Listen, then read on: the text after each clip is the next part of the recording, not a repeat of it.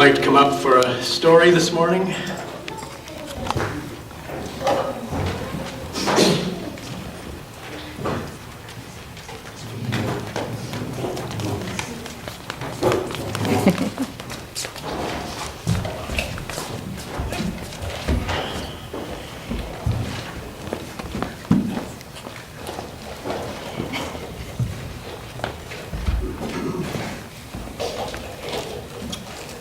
How is everybody?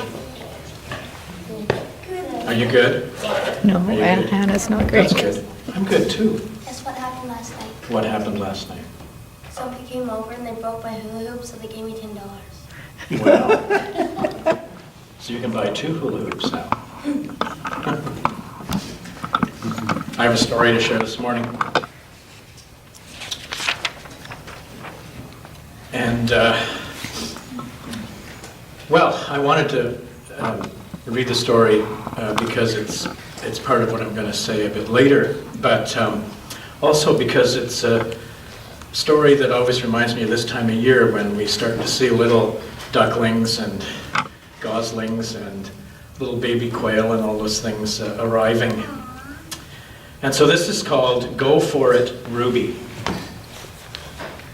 Once upon a time, upon a nest, beside a lake, there lived a family of ducks. A mother duck, a father duck, and 5 young ducklings. The smallest duck was called Ruby. And while her brothers and sisters were always in a hurry, Ruby took things slowly in her own time. So slowly that a butterfly could land on her beak or bill.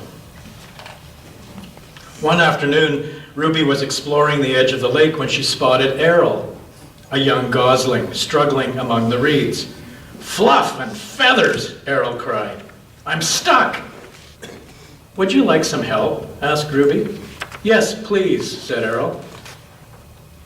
Ruby carefully pushed back the stems and Errol wriggled free. "What were you doing?" asked Ruby. "I'm trying to find the golden pool," said Errol. Ruby gasped. She had heard stories of the golden pool. It was a mysterious place, hidden somewhere near the lake. "Why do you think the pool is here?" she whispered. "Because I've searched everywhere else," said Errol.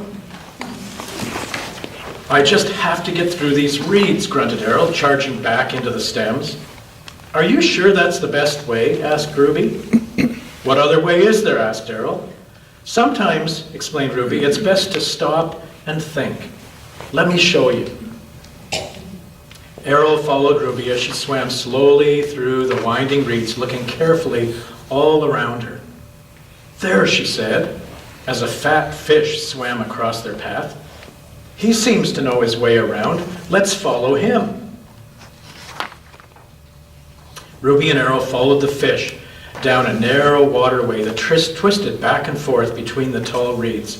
"Flies and frog spawn," sighed Errol impatiently. "This doesn't lead anywhere." "It must lead somewhere," insisted Ruby. But just as Ruby was beginning to think Errol might be right, the waterway opened into a wide pool, roofed with blossom-filled branches. Slim shafts of sunlight cast beautiful patterns on the surface of the water. They had found the golden pool. "Beaks and bills!" cried Errol, darting out into the middle. "We found it! We found it!"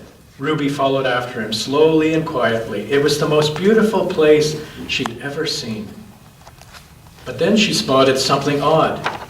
A scattering of blossom fell upon the water, drifted quickly across the surface, then vanished at the far side of the pool. What happened there? Ruby wondered, swimming over to take a closer look. By the time she saw the waterfall, it was almost too late. "Stop!" cried Ruby as Errol darted past her. "It's a waterfall! If we get too close, we'll be swept over the edge!" But they were already too close, and the water was moving so fast that no matter how hard the two friends paddled, they could not get away. "What are we going to do?" cried Ruby. Just then, a long branch floated past. "Quick!" called Errol. "Hold on to it!" Without thinking, Ruby followed Errol and grabbed hold of the branch as it swept towards the edge of the waterfall. At the last moment, the branch caught on the bank and Ruby and Errol scrambled to safety. "That was brilliant," gasped Ruby. "How did you know the branch would get caught like that?" "I didn't," said Errol. "I just hoped it would." "Sometimes," said Errol, "it's best to stop and think, but sometimes you have to go for it." The two friends decided it was safer to walk back as far as they could.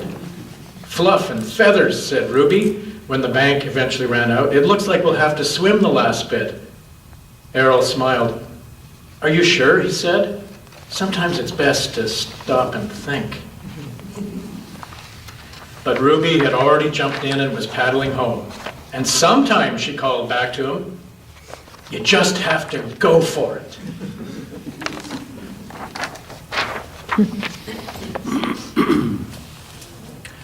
I wonder how Ruby and Errol felt when they found that golden pool. I wonder how they felt.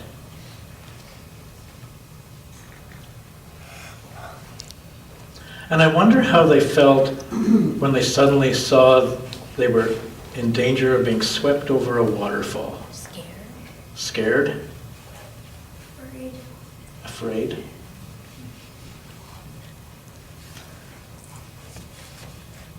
I wonder what happened next.